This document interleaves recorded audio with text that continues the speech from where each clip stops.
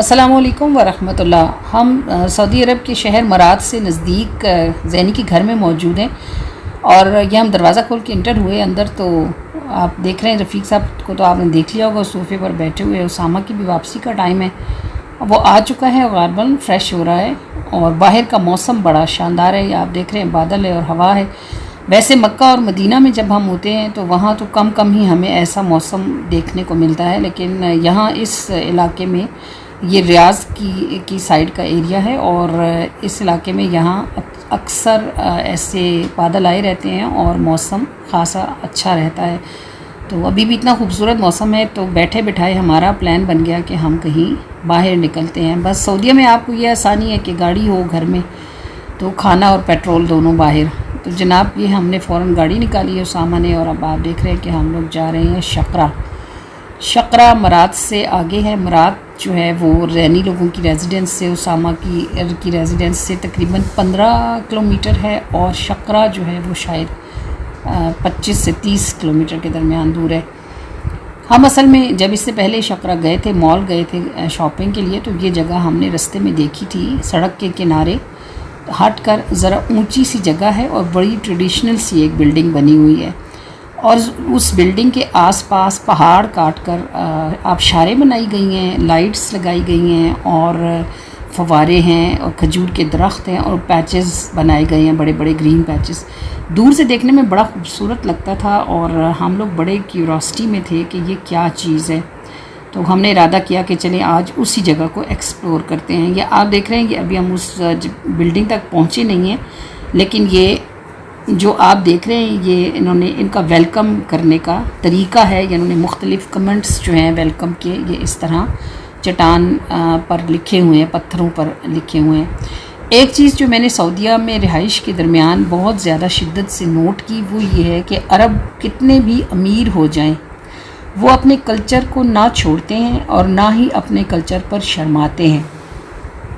मसला आप उनका लिबास देख लें कि गरीब हो या अमीर हो, हमेशा हर मर्द वहाँ आपको सफ़ेद रंग के तोप में मिलेगा और वो जो सफ़ेद रंग का उनका लिबास होता है, कोई फंक्शन हो, कोई शादी हो, कोई फौतगी हो, वो सब लोग एक ही जैसे लिबास में होते हैं।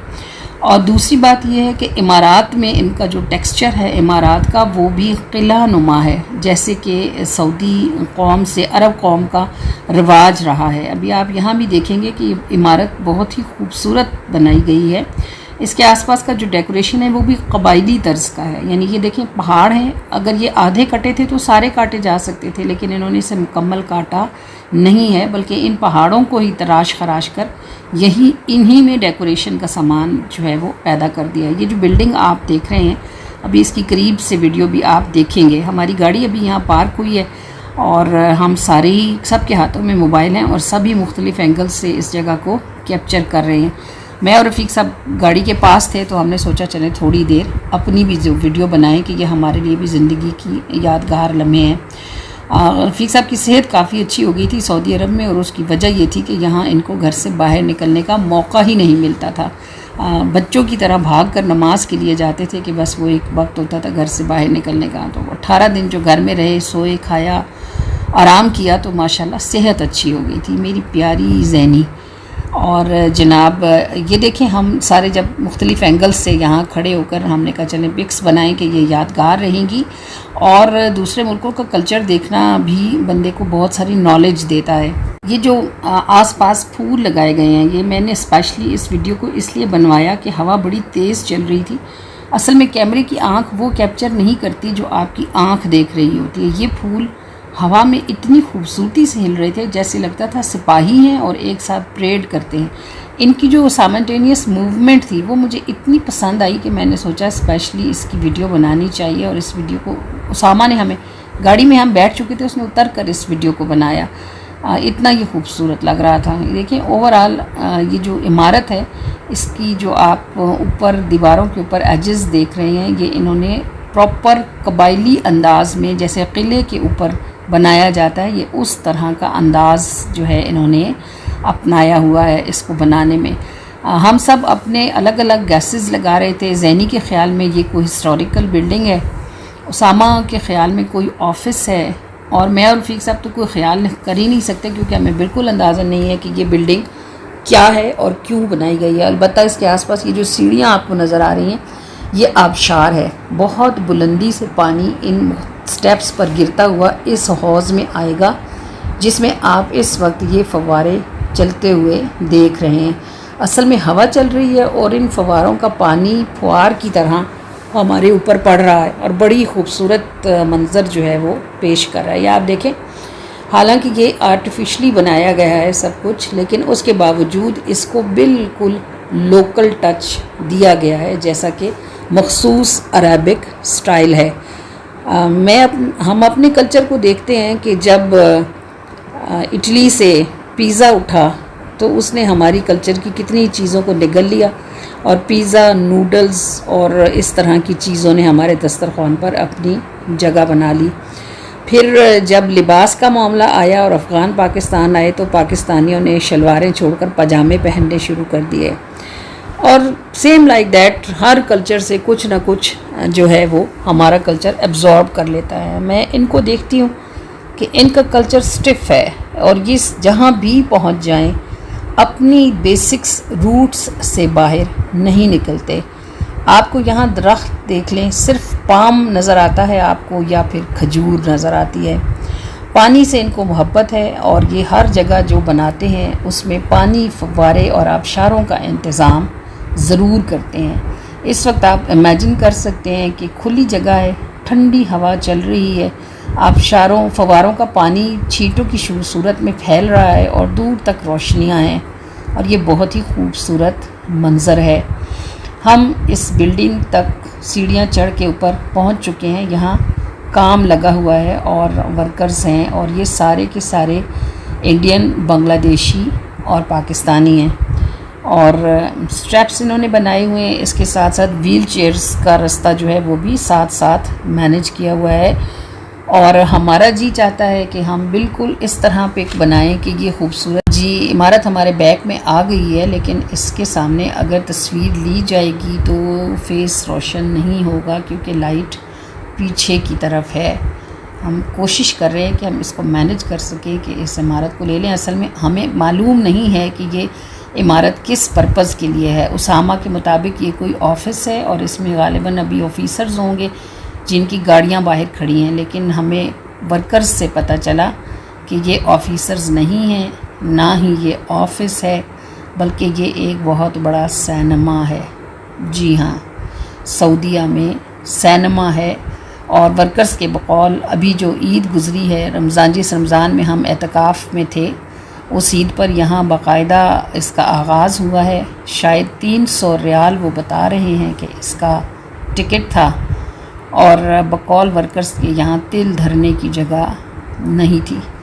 ये जो इतना एहतमाम आपने देखा और इस कदर कल्चरल किस्म की हेरिटेज स्टाइल में ये बिल्डिंग जो इन्होंने बनाई है, ये सिनेमा घर है और यहाँ पर आर्टिस्ट आते हैं और परफॉर्मेंस शो भी होते हैं और वो भी गालिबन अभी रमज़ान के बाद यहाँ हुआ है।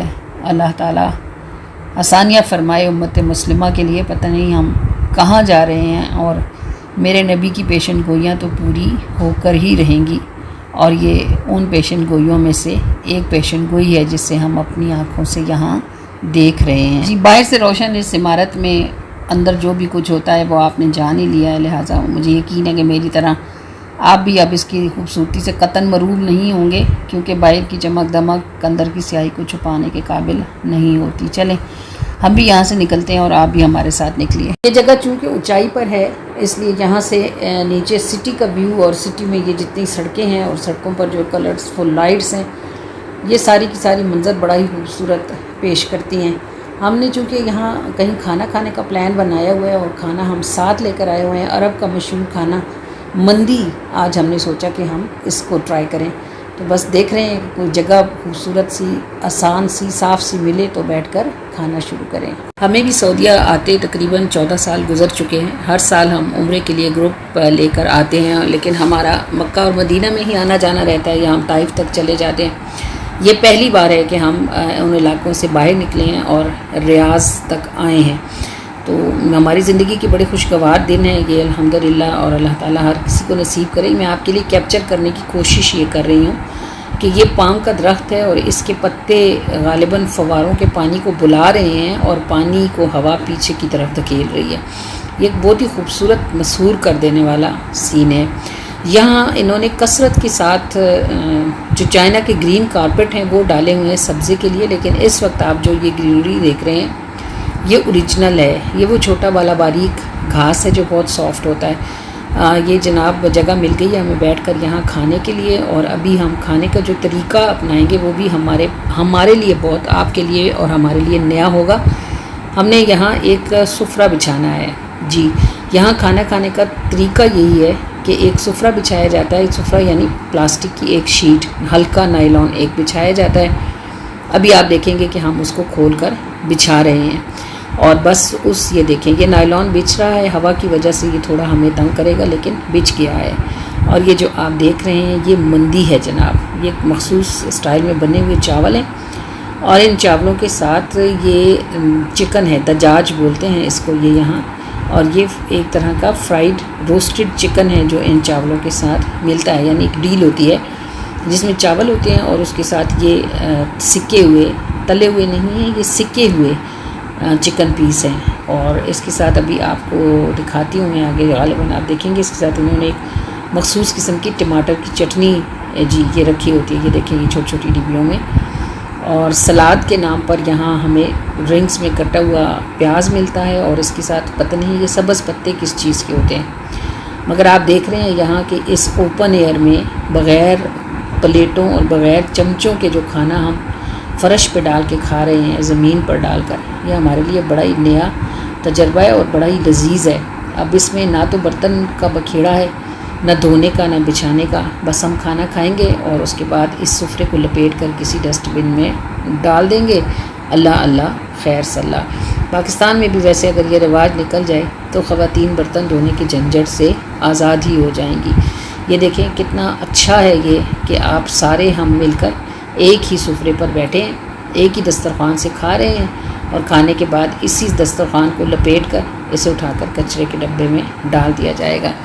ये जना मैं और जैनी स्लोप से नीचे उतरने का मुकाबला कर रहे हैं, किसका पाँव बेहतर जमता है। ये हमारी ज़िंदगी का खुशगवार तरीन सफ़र था।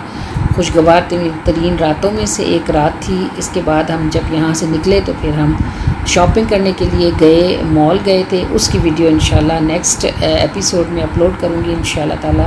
उस वक्त तक के लिए इजाज़त दीजिएगा, अपना ख्याल रखिएगा। अगर आप नए हैं तो हमारे चैनल को ज़रूर सब्सक्राइब करें, ऐसी बहुत सी खूबसूरत चीज़ें आपको देखने को मिलती रहेंगी। अपना ख्याल रखिएगा और अपने इस चैनल का भी। अस्सलामु अलैकुम व रहमतुल्लाह।